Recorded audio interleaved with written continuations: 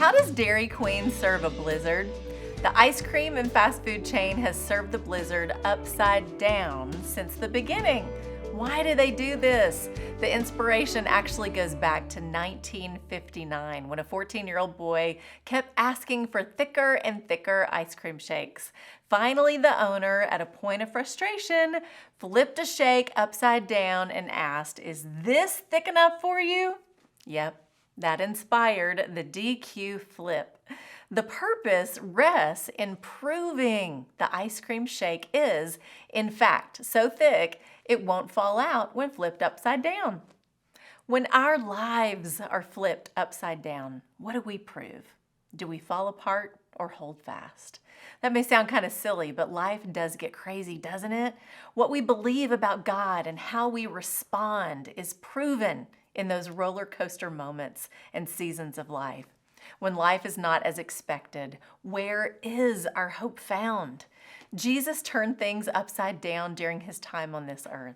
What was valued was devalued. What was expected was not delivered.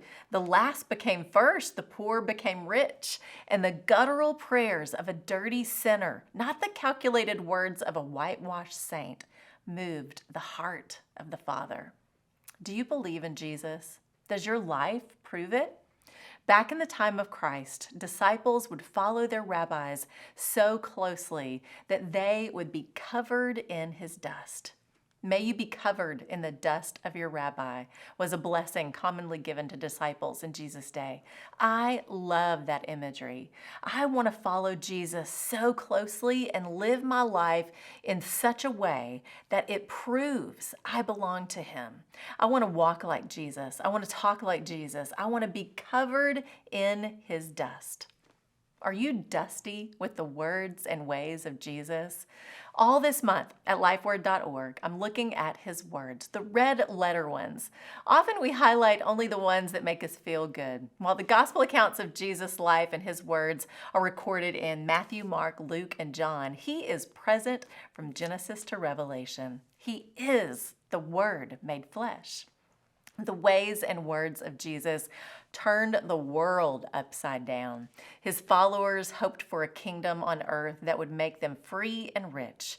In his Sermon on the Mount, Matthew 5, 6, and 7, Jesus served up a kingdom flipped upside down. The poor in spirit, those who mourn, the meek, those who seek righteousness, mercy, and the pure in heart, they are blessed. It's not simply what you do, but what you think and the condition of your heart that causes you to sin. Marriage is sacred. Love your enemies. Give more than required. Seek the Father's will over your own. Store up treasure in heaven, not on earth, and so much more you can read for yourself that should prove the ways of a follower of Christ. Jesus' followers should be set apart, not only by the love of Jesus, but also the ways of Jesus. He makes it so clear, but still many are missing the way. I want my life to shine a light that makes the path clear. Matthew 5:14. You are the light of the world. A town built on a hill cannot be hidden. Neither do people light a lamp and put it under a bowl. Instead, they put it on its stand, and it gives light to everyone in the house.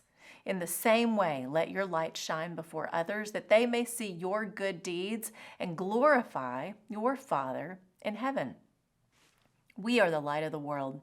Covered in the dust of Jesus, we are a city on a hill in the darkness.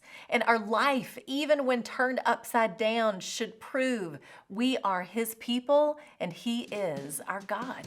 That's the truth. Go read Jesus' Sermon on the Mount today. I pray you walk away from it dusty. And if you do, you'll be blessed. I'm Lori Klein.